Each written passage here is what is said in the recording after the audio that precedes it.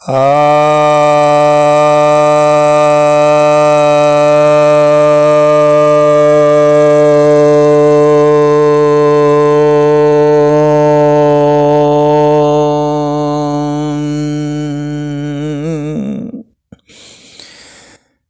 भक्तजनों को सप्रेम नमन। भक्तों, आज मैं आपके समक्ष महर्षि पतंजलि द्वारा रचित योग सूत्र ग्रंथ के दूसरे अध्याय, जिसे साधन पाद भी कहते हैं, कि चौथे सूत्र पर प्रवचन करने जा रहा हूँ। यह सूत्र कहता है, अविद्या क्षेत्रम उत्तरेषाम प्रसुप्त तनु विच्छिन्न उदाहरणाम। अर्थात प्रसुप्त, तनु, विच्छिन्न और उदार, ये चार अवस्था वाले क्लेशों का अविद्या जो है वह भूमि है।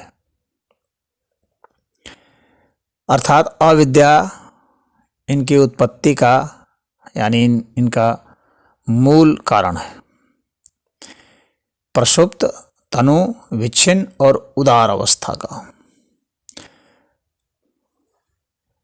तो जितने भी अवस्थाएं पीछे बताई गई थी, क्लेश जो बताए गए थे कि क्लेश जो बंधन कारक होते हैं, तो उन क्लेशों का यहाँ पर मूल कारण जो है अविद्या बताया गया है।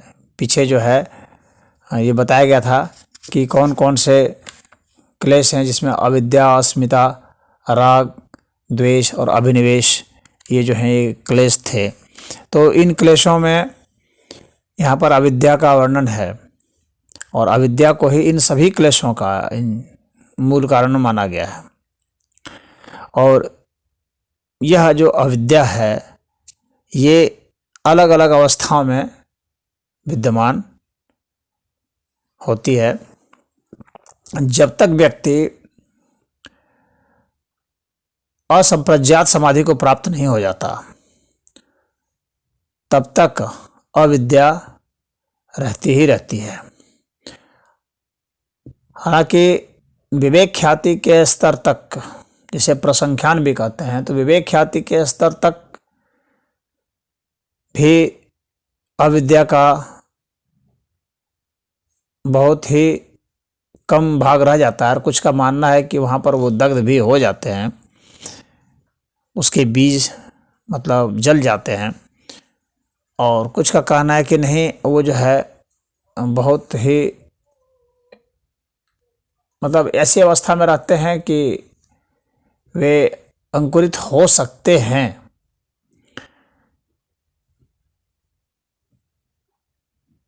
तो निर्बीज समाधि जो है वह असंप्रज्ञात अवस्था में ही ये मानी जाती है, या उससे ठीक एक स्टेज पहले मानी जाती है। और केवल अवस्था में तो जब पूरा चित्त ही निरुद्ध हो जाता है, अपन कारण सहित ही लय हो जाता है,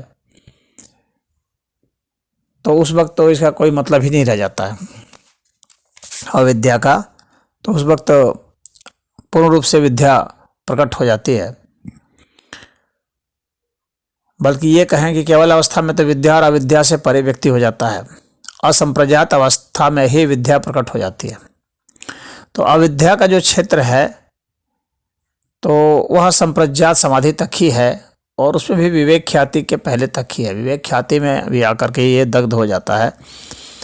तो इसकी जो अभी जो अवस्थाएं बताई गई है यहाँ पर, जिसमें कि पहला है प्रसुप्त। प्रसुप्त यानी जो अभी सोया हुआ है, यानी हमारे चित्त में क्लेश तो हैं लेकिन वे अभी जागृत नहीं हैं, अभी छिपे हुए हैं, बहुत बीज रूप में हैं। चित्त में अवस्थित तो हैं, तो जब उनका समय आएगा तो उस वक्त वे जाग जाएंगे, या जब वे विषय आएंगे तो उस वक्त वे जाग जाएंगे।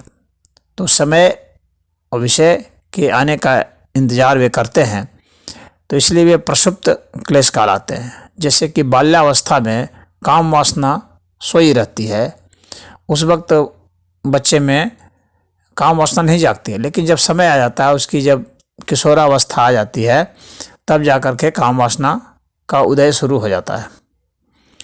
तो वहाँ पर उसका सर्वथा अभाव नहीं कहा जा सकता है, यानी क्लेश का सर्वथा अभाव नहीं कहा जा सकता है बालक में।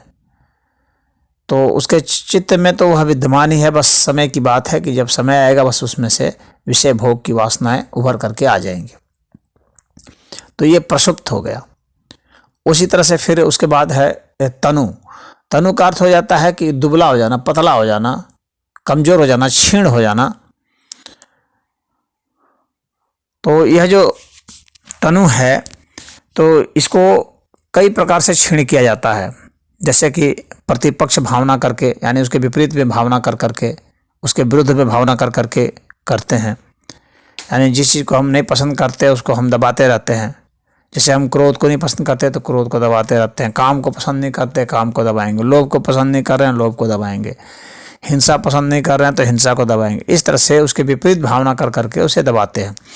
क्रिया योग के माध्यम से ये सब दबाए जाते हैं। अष्टांग योग या कई प्रकार के जो योग हैं इनके माध्यम से हम क्लेशों को शिथिल करते रहते हैं, दबाते रहते हैं।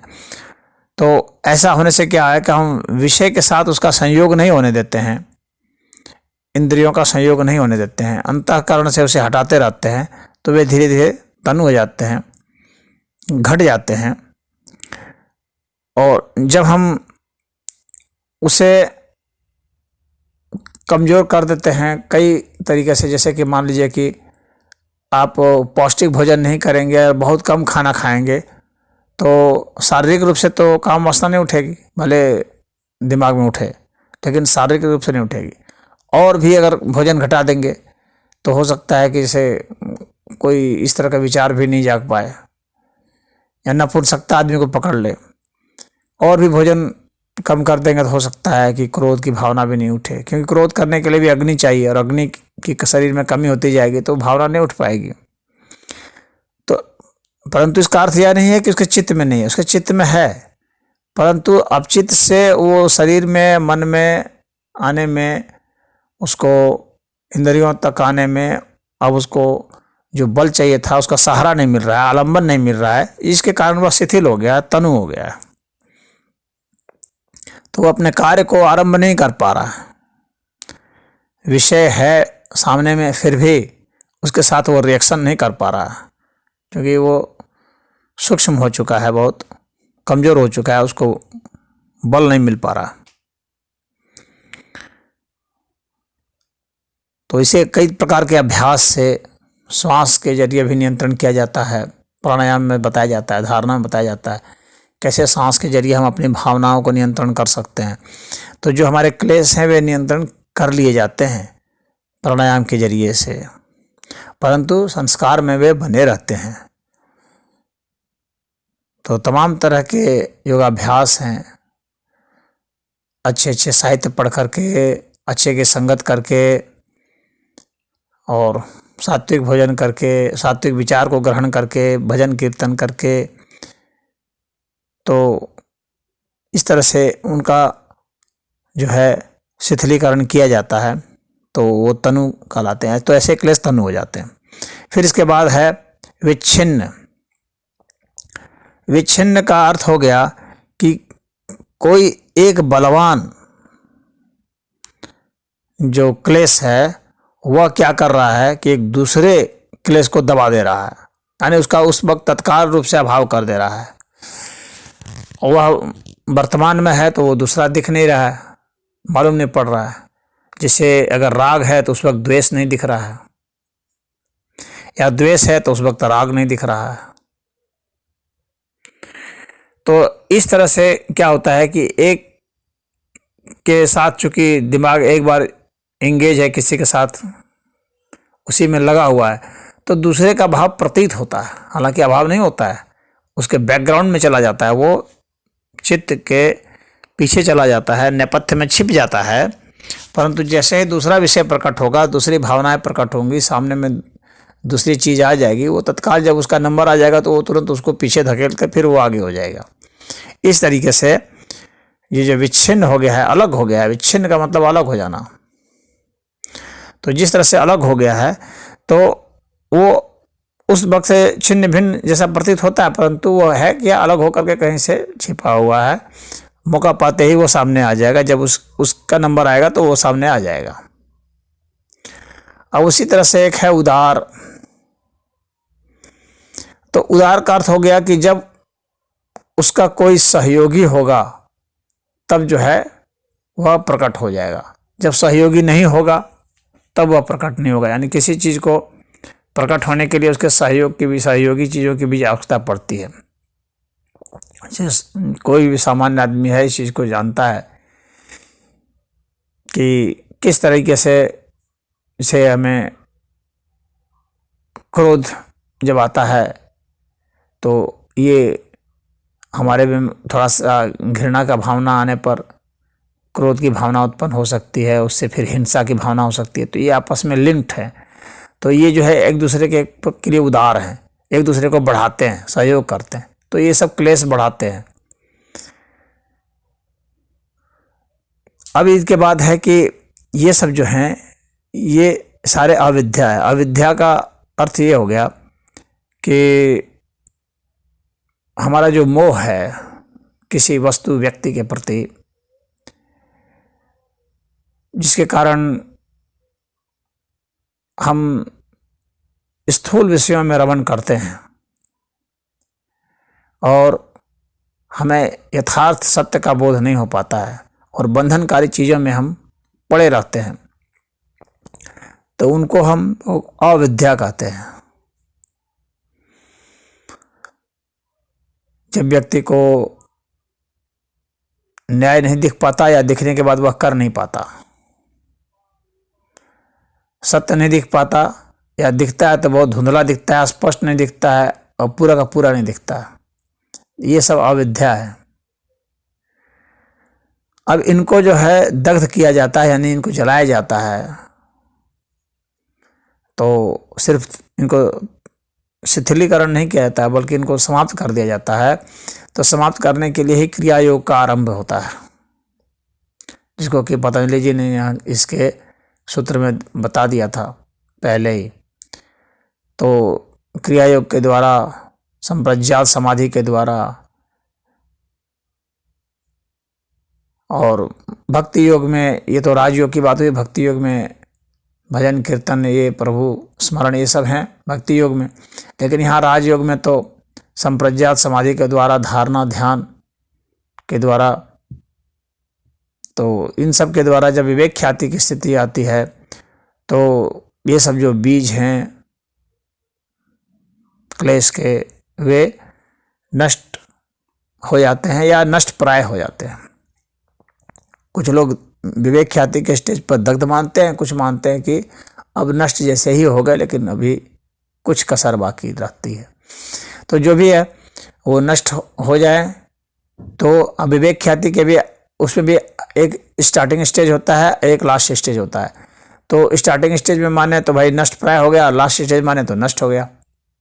तो विवेक ख्याति का हम कौन सा स्टेज मानते हैं, कौन सी अवस्था मानते हैं, उसके ऊपर है। अगर प्राथमिक अवस्था मानते हैं तो वो दग्ध प्राय है, और अगर अंतिम अवस्था मानते हैं तो दग्ध है। तो उसके संपूर्णता में वह जो है दग्ध हो जाता है। तो यहाँ पर हालांकि उसकी दग्धावस्था का यहाँ पर कोई वर्णन नहीं किया गया है इस सूत्र में, परंतु इस सूत्र में उसके संकेत तो अवश्य दे दिए गए हैं।